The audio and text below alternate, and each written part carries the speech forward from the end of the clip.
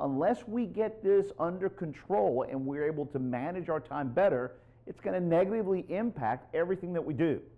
Everything from getting overwhelmed, feeling like we're getting bogged down, not feeling like we can get ahead, or even feeling like it's just everything, we're just backed up on everything. These habits that we're going to cover today are essential for everyone to learn, whether you're an executive, whether you're a middle manager. It doesn't matter who you are or where you are in the organizational chart. As much as managers should be able to manage their teams and manage their individual players, everyone has to be responsible to manage themselves. Bill Gates, Warren Buffett, and anyone who's been financially successful, they have the same number of hours that we all have.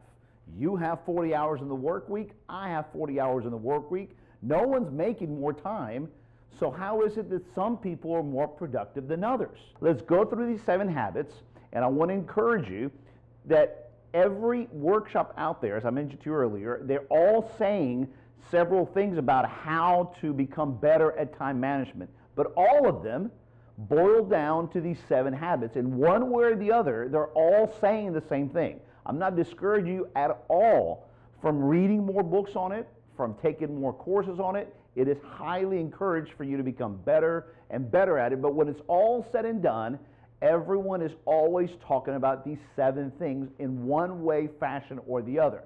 So we're trying to make it very simple for you, effective, practical. Let's discuss those 7 habits that should help you become a better manager of your time. All right, so let's take a look at this. The first thing we need to keep in mind is that time management is like a domino effect, okay? If you don't take the first step, it's going to impact the other steps. If you don't take step 5 correctly, it's going to impact your other habits. Look at them as a row of dominoes and consider that by being able to manage your time better and getting ahead, you have to remember the domino effect working against us, all right? You want to make sure that all these habits, you are regularly visiting them every week and asking yourself, which habit are you good at? Which habit are you weak at? And which ones do you need some perhaps accountability with your peers? I'm usually pretty good at most of these habits, except habit number 5. If I don't do step 5, which I'm the weakest at, it has a horrible impact on me for the following week. So we'll take a look at it. So remember, gauge yourself and evaluate yourself on a regular basis and don't give up. This isn't like a Coke machine that you can stick a quarter in or 50, 75 cents, press a button and it's fixed. Or like when you go to an Excel class, you press file, save, and then it's like, that's not the way this works.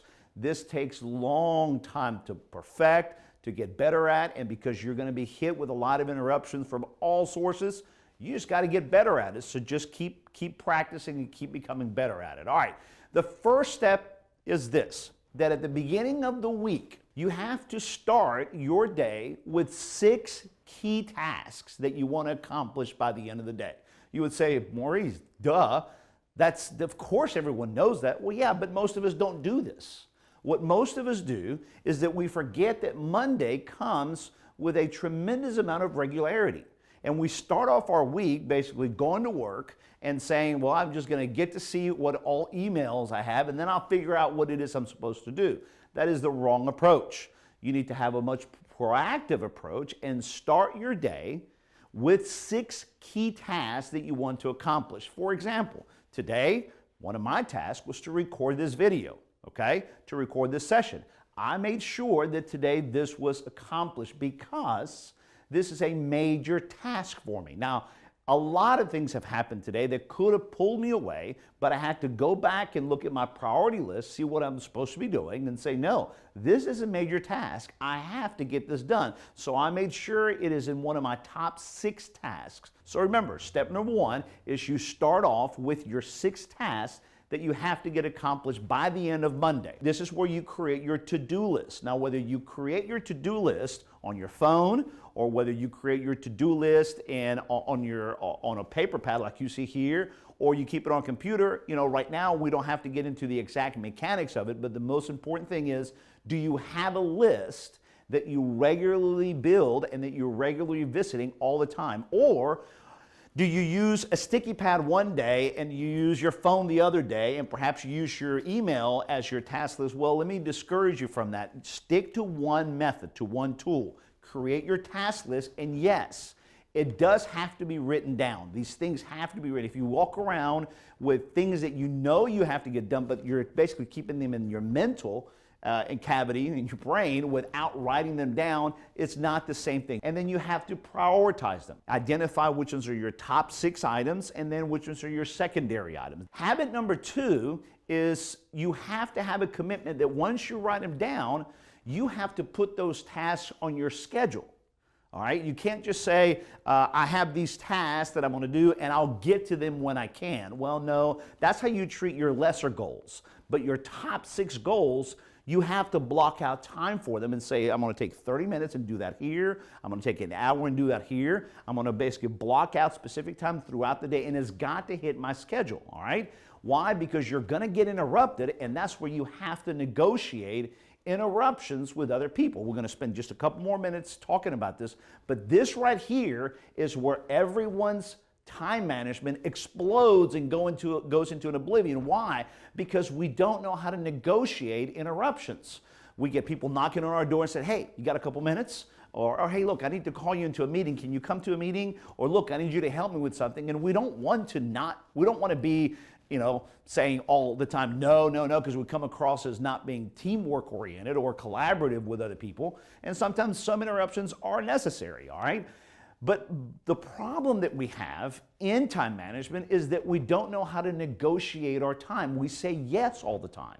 We say yes to, sure, I got 5 minutes, and then it becomes 15 minutes. And what I'm not communicating to others is that I'm going to have to put some things to the side, or I'm going to have to push some things back. The biggest trap here is that oftentimes the negotiating that needs to happen is with our boss and our supervisor. Whenever your boss comes to you and says, hey, look, I need you to do this, or I need to talk to you about this because I need you to do the following, we tend to say, sure, okay, yeah, it's got to get done, but we don't let them know that, look, let me see if I understand. I need to do this and this, but let me tell you what I'm going to have to drop or what I'm going to have to push back in order to do that. If we don't negotiate with our bosses, our supervisors, whenever we can tell that we're being put upon, that more information and more tasks are placed upon us, well, at the end of the day, at the end of the week, you're going to be overwhelmed. Your boss is going to be the one that holds you accountable for everything that they thought of in the last 6 weeks or 12 weeks.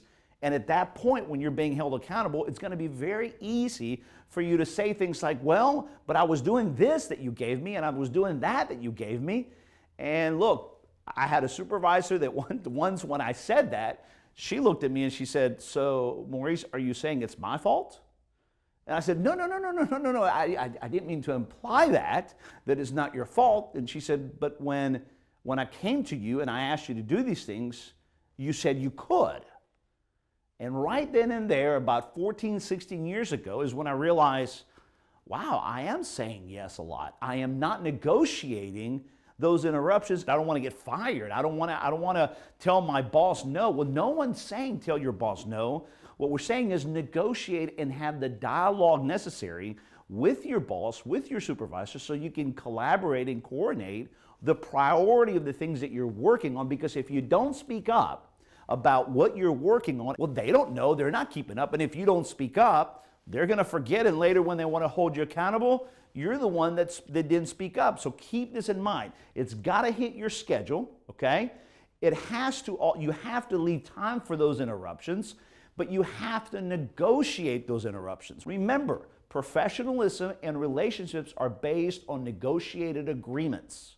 If you say yes, you're bound to doing it. So before you say yes, you have to negotiate those interruptions. Notice, I'm spending a lot of time on number 2 because number 2 is a major trap that we all fall into that impacts everything else. All right, so let's go to number 3. At the end of the day, you need to leave about 10 to 15, 20 minutes a day to go through your list and identify what are those things that I accomplished, what are those things I didn't accomplish. I forward them to the next day, or 2 days later, and then I build my list for the next day. Don't go into the next day without any kind of preparation. So therefore, your Tuesday, you're starting it off with yet another list, all right? So you want to close your day. This helps you disconnect so you can say, all right, it's time to go home and then take care of those things at home, all right? And it allows you to focus and having more of a home life balance. Close your day at the end of the day, then come back on Tuesday and repeat the process, which gets into item number 4, which is this. Step number 4 is you repeat steps 1,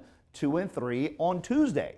Then you repeat them on Wednesday. Then you repeat them on Thursday. And this step, although it seems monotonous, is one of the most effective ones because this is what allows you to create consistency, reliability. It gets you into a pattern and people around you can tell that you are an organized individual, all right? So don't get discouraged about the monotony of this. This is all about time management. You build your list on one day, you protect your goals and your tasks from interruptions, from over commitments, you close your day at the end of the day, and then you make your list for the next day. Don't get discouraged about the monotony of this or that it feels like it's just the same old, same old. It is the same old, but that's what allows you to get consistent, all right? It takes routine, but it works. It's very effective. All right, let's go to step number 5. Step number 5 is real simple, and that is this, that in order for you not to waste time and yet accomplish more throughout the week is that on Tuesdays and Wednesdays,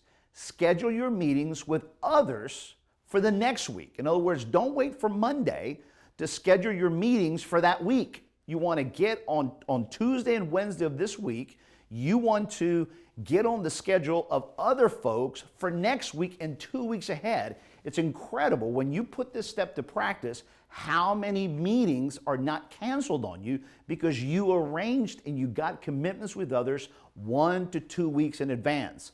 Instead of waiting for Monday and then trying to cram in all your meetings for that week and everyone's trying to push each other away because everybody feels the rat race of Mondays and it's not productive. So step number 5 allows you to get ahead. Step number 6 allows you to then say, all right, at the end of the week, on Friday, I'm going to close my week and I'm going to prepare my list for Monday. So just like we do at the end of the day where we close our days and we prepare for tomorrow, on Fridays, make sure that you go over your list. That's probably going to take a little longer, probably 45 minutes to an hour, even up to an hour and a half, but that's okay.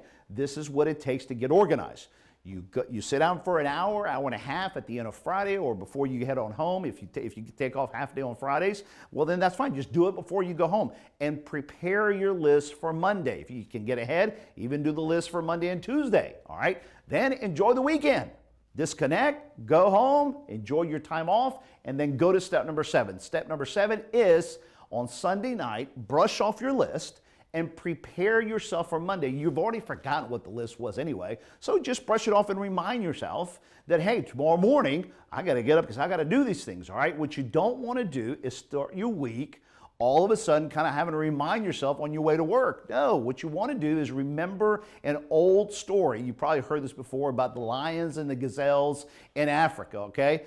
It goes like this, that in Africa, every morning when the sun comes up, every gazelle knows that it needs to run faster than the slowest lion so that it doesn't get eaten up. All right? And the lions, they all wake up in the morning knowing that the slowest lion has to run faster than the slowest gazelle in order to survive. Well, the application of that is this, that in time management and in getting ahead, it doesn't matter whether you're a lion or whether you're a gazelle. What it means is this, is that when the sun comes up on Monday morning, on Tuesday morning, and Wednesday morning, you better already be running. So when the sun comes up, that's not when you want to say, I wonder what I'm going to do today.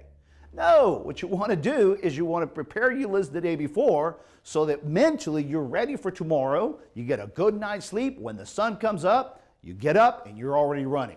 Don't give up. This is very mundane. It's very repetitive, but it's all about being excellent so we can win in the workplace. Thank you so much for joining us. My name is Maurice. Again, this is Winning in the Workplace, powered by Team Real World.